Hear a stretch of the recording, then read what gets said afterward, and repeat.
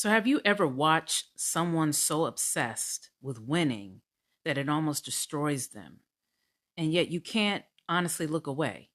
Well, The Smashing Machine isn't just a sports film, it's raw, it's intense, and it's a look into the mind of a man chasing perfection at any cost. Now, Dwayne Johnson, he disappears in this role of Mark Kerr in a way that might just, in my opinion, signal a new era for his acting career. From the pulsating 90s soundtrack to the documentary style lens that makes every punch, every emotion, every flaw feel real, this film will pull you in and make you question what obsession, focus, and human imperfection really means. Welcome to Real Blue. I'm Stacey Brewer, and today we're getting into The Smashing Machine, a film that chronicles the life of MMA pioneer Mark Kerr in the late 90s. We'll explore the themes, the psychology, the soundtrack, and yes, The Rock's remarkable transformation into Kerr. So let's get into it. The first thing that hits you is The Rock, and I don't mean just his size, though he's perfectly built for this role, but his total commitment to embodying Kerr.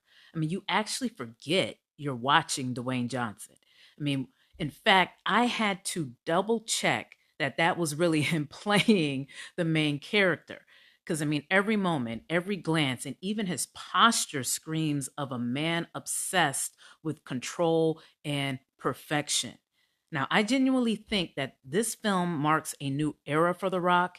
It looks like he's pushing past his action hero territory and actually into more layered emotional performances. For example, in scenes where Kerr struggles with loss or with his relationship with Dawn, his girlfriend played by Emily Blunt, you see vulnerability, obsession, and humanity all at once. Now, I wouldn't be surprised if The Rock is aiming for roles that get him an Oscar in the near future. I think for his next role, in fact, he's lost like 70 pounds so he can play an elderly man. So The Rock is definitely elevating his acting game. And look, I've always been drawn to people who have a deep focus into their work, and The Rock is definitely one of those figures. So bravo to him. Now, Mark Kerr's journey is fascinating psychologically. I mean, he talks about sensing his opponents, even smelling their fear. It's almost evolutionary, instinctive. He calls it magical. But that focus, that obsession, it comes at a cost, it seems. He struggles with control. I mean, his smoothie routine, the cactus in the yard, even his approach to fighting.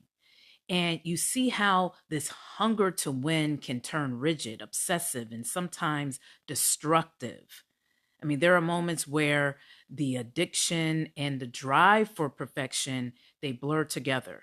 One particular intense scene shows Kerr literally breaking down after a fight he didn't technically lose, but he's frustrated and emotional and desperate for that high of pure winning.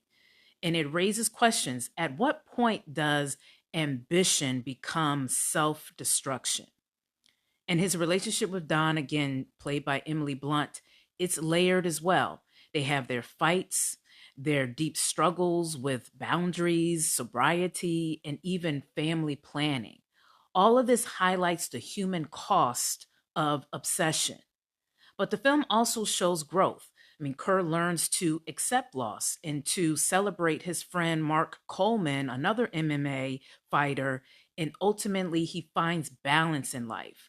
Like the closing montage of the film, I feel it highlights that, there is balance coming in this man's life. So the film overall reminds the viewer that even the fiercest competitors are human beings at the end of the day. Now, the soundtrack of the film, it deserves also a spotlight. Frank Sinatra, Bruce Springsteen is played in this film, and a few soft rock, kind of jazzy type songs.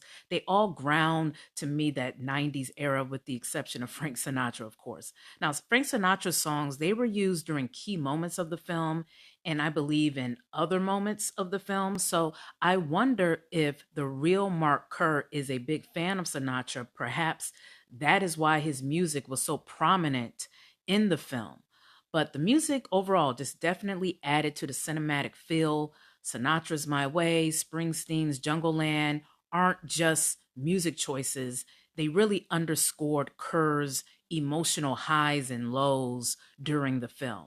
Now, visually, the film blends, to me, narrative storytelling with documentary style interviews and archival footage. You get inside Kerr's mindset without losing the grit of the era. Now, the VCR style effect at the opening, I really enjoyed that. To me, it immediately transports you into that 90s period, and it makes the storytelling feel both nostalgic and immersive. Now, there are quotes in this film that to me stick with you. Kerr says that winning is the best feeling there is. You feel like a god. Nothing else matters. And yet the film balances that with the reality that obsession can isolate you, damage relationships, and almost destroy you. In fact, Dawn's perspective, again, she's Kerr's girlfriend, she brings in the human element. She at one point said, and I'm paraphrasing, when you prepare something and it needs fixing, you can actually make it more beautiful. To me, that's a subtle reminder of the beauty in imperfection, something that Kerr struggles to accept. Now, ultimately, the film is about more than fighting. It's about dedication, focus, and again, the cost of obsession. It's about the pioneers, the early fighters like Kerr and Coleman, all of them taking the hits so others later down the line can thrive. And the message is clear: enjoy the journey, but don't get lost in the destination. So, what's my takeaway from The Smashing Machine? It is a film that hits you physically and emotionally.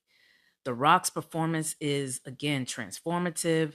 The music, the 90s aesthetic, the documentary approach, to me, it all comes together to pull you into Mark Kerr's world. So if you're a fan of MMA, character driven stories, or simply want a film that explores human obsession and triumph, then this is a film that you probably want to see. And remember, sometimes the most intense journeys lead to the most meaningful lessons. But thank you for watching Real Blue. I'm Stacey Brewer. Don't forget to like, comment, and subscribe for more reviews where we explore themes and performances in cinematic storytelling from your favorite films. Peace.